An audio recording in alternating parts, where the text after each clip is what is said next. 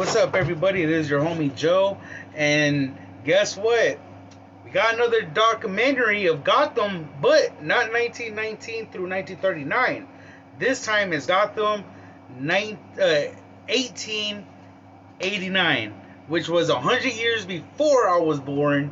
So let's check it out. Let's see what this is all about. I don't like this Batman cartoon, The Gaslight. But I don't know. Let's see what's up. Let's see about it. So far, I've been a fan of all these. So let's check out Gotham 1889. All right.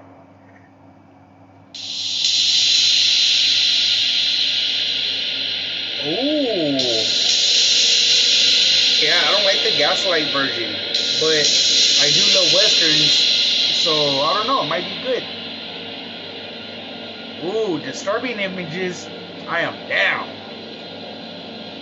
Your instruction is amazing. Alright. Come on. Why does that costume look way better than the 1919? Bruce Wayne's pissed. I wouldn't want to be a Batman in a Western. The Gilded Age in America was one of mystery, industry, and glamour. But underneath all of that, there's dirt, grime, and corruption. Gotham City was no exception. Founded in 1685 as a settlement, Gotham quickly made a name for itself in the fur trade. It quickly grew until British occupation in the early 1700s, and then the Revolutionary War in 1776. There were many men and women of historical notoriety in the war, notably among them Mad Anthony Wayne. He had earned his nickname for his angry temperament, infamous for punishing the men serving under him severely, and also for his fierce assaults against the British military forces.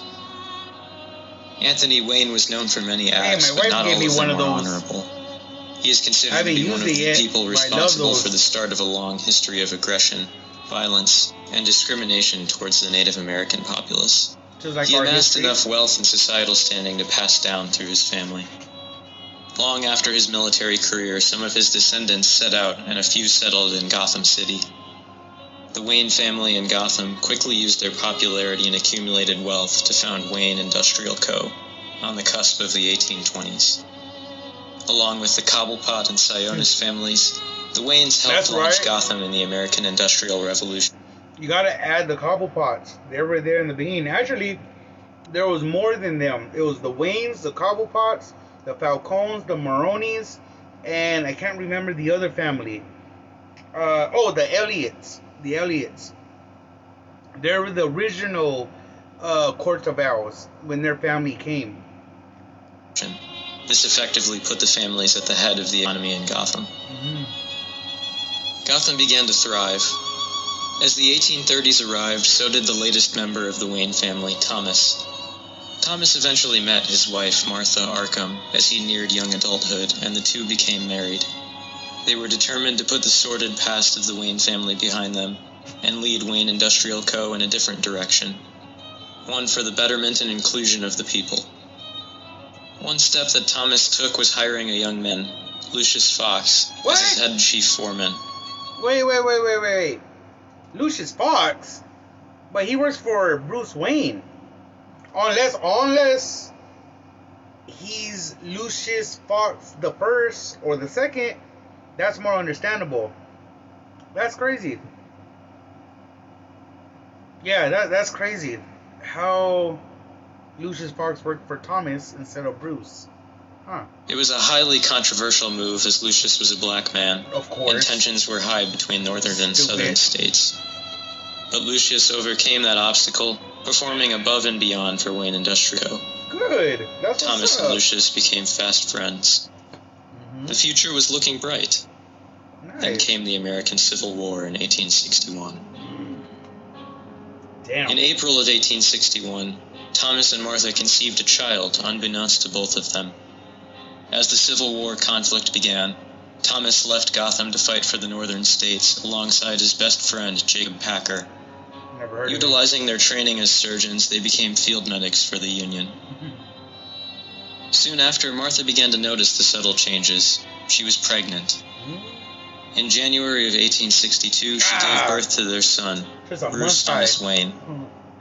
Thomas was, against all odds, allowed a brief amount of leave once he received word of his son's birth. It was a joyous occasion for both Thomas and Martha in the midst of such a bloody conflict, but left Thomas's friend Jacob a bit spiteful towards him. Though Thomas had to return to the war, the Waynes brought into their employ one Alfred Pennyworth, a young actor and former veteran from England. Thomas had met him at a boxing match some years prior where the two had gone head-to-head, concluding with a draw. Thomas wanted a butler to aid Martha in the raising of the young Wayne son. He took that job serious. With the end of the American Civil War in 1865, Thomas returned home, disillusioned by the horrors he had seen in the battlefield. As the years progressed, he poured himself into his work as a surgeon. He pioneered new techniques, having seen many amputations and botched medical procedures on the battlefield. Damn. Thomas left the handling of the family company to interested parties, while still remaining the owner. Okay. Bruce grew into a healthy young boy, cherishing his parents like none other. His parents loved him with all their hearts, and he loved them with all of his. When the boy reached the age of 10 years, one tragic event changed all of that. Damn. After attending a performance at the Gotham Opera, Thomas, Martha, and Bruce were riding home in their stagecoach. Where's Alfred? During their journey back to the Wayne estate, their coach was held up one of the back roads. A man cloaked in shadow coerced them out of the carriage, demanding their valuables. Thomas, being a former military man, tried to stop the bandit, but was shot, soon followed by Martha. Bruce could only watch on in horror as his life crumbled before him.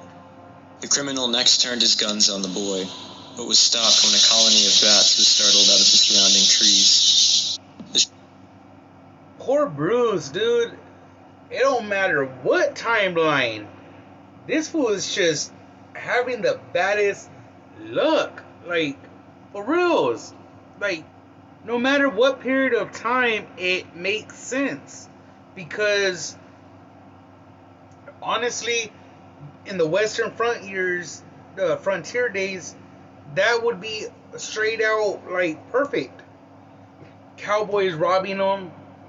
You know what I mean? Like, shit like that used to happen on the daily back in those days. So that fits first. Damn, man. Sorry, bro. Hey, man, you just don't matter what era of time. You know, you're just fucked regardless. Shadowy man fled in terror, leaving the young boy with his dead parents. It was once the police became involved that a young Bruce met James Gordon, a rookie police officer new to Gotham. Hey, White Art. The young policeman and former Civil War veteran comforted Bruce and assured him in the midst of his shock and horror. This tragedy scarred the boy for life. He was left in the care of Alfred and a nun and family friend of the Waynes named Sister Leslie Tompkins. Oh, what? Bruce spent much of his childhood at the orphanage that Sister Leslie ran, St. Caldwell's. Why? It became like a second home to him. He had few friends among the other orphans, except for a young girl named Selina Kyle. Catwoman? As Bruce grew into young adulthood, he left the sanctuary of St. Caldwell's. He had grown accustomed to hiding his anger, masking his pain, and appearing composed. But underneath, he was enraged at his parents' murder. And corruption everywhere. The child labor in factories, the corrupt police force, the prostitution, and the petty crime that had become a part of Gotham's culture. He began to lose hope. One night, after a particularly intense depressive episode, he stumbled to his parents' grave. There, he vowed he would wage war on the crime and corruption seated in Gotham City. But in order to do this, he knew he needed to be more than just a rich aristocrat. Right. More than just a man. In 1879, at the age of 17, Bruce left Gotham to travel worldwide, studying various methods of criminology, investigation, and deduction. Over the next few years, Bruce encountered many names that were mentioned in those circles. He met a young Harry Houdini and trained alongside him in the art of escapology before the magician's illustrious career. Sick. He met Sir Arthur Conan Doyle and trained under him in the art of deduction, using the author's character Sherlock Holmes as an inspiration. Oh, what? He had many more teachers, with his final being Sigmund Freud, with whom he trained in psychology. The two left on rather tense terms as their ideologies tended to put them at odds. By 1889, Bruce had studied under and trained with some of the most accomplished men in history. Tesla. There was still something missing in his preparations. During his travels, he encountered many different cultures. I don't know if you guys caught that, but that was a picture of Tesla. Not Edison, Tesla. Wink, wink. And one symbol stood out to him. What? The bat. In Celtic folklore, they were a symbol of change, courage, and hope, while in most other places in Europe, they were symbols of evil, fear, and terror. Right. Bruce saw this as a twofold reason for his war on crime. He would give Gotham citizens hope and courage while instilling fear and terror in the hearts of the criminal element. He would bring justice to a city in which there was none. Well, he saved by, and so in 1889, the bat was born. Yeah! Bruce's return to Gotham in 1891 was a triumphant one. He spent a small amount of time visiting old friends, James Gordon, Sister Leslie, Lucius Fox, and most of all, Alfred. Oh, okay, he also ran into sense. his father's old Never friend, mind. Uncle Jacob Packer. Remember what I was saying about the whole Lucius Fox thing? Well, he is older than him. So, yeah, okay, that makes sense. I'm stupid. My bad. Soon after his return, a mysterious new figure appeared. The Batman. The filth and scum that had festered so long in the streets of Gotham finally had a way in the Bat. The Batman began his war on crime, filling the massive void caused by Gotham's underworld. Rumors began to circulate. Was he a vampire? Was he a spirit? Or was he just a man? No. But alongside the start of his crusade came another, one with much more sinister goals. Don't tell me that's Joker. Whitechapel, 1888 to 1891. This was a time of terror in England. It saw the murders of many women by the killer known as Jack the Ripper. He had left numerous notes and letters to the Whitechapel Vigilance Committee, but none could guess his true identity. Then, as suddenly as the murders started, they stopped. No one knew who had committed them, and no one knew where he went. There were suspects, but evidence was never conclusive. What had happened to Jack the Ripper? It wasn't until 1892 when the world got its answer. The Gotham City Police Department began to receive letters from Jack. He openly challenged the police as well as the Red Batman, stating that he had already begun killing again. The reign of the Ripper marked a new age in Gotham, as it was one of fear and of hope. Jack the Ripper and the Batman. That's a dope Eventually, Jack the Ripper was apprehended, having been revealed to be none other than Jacob Packer, Thomas Wayne's longtime friend.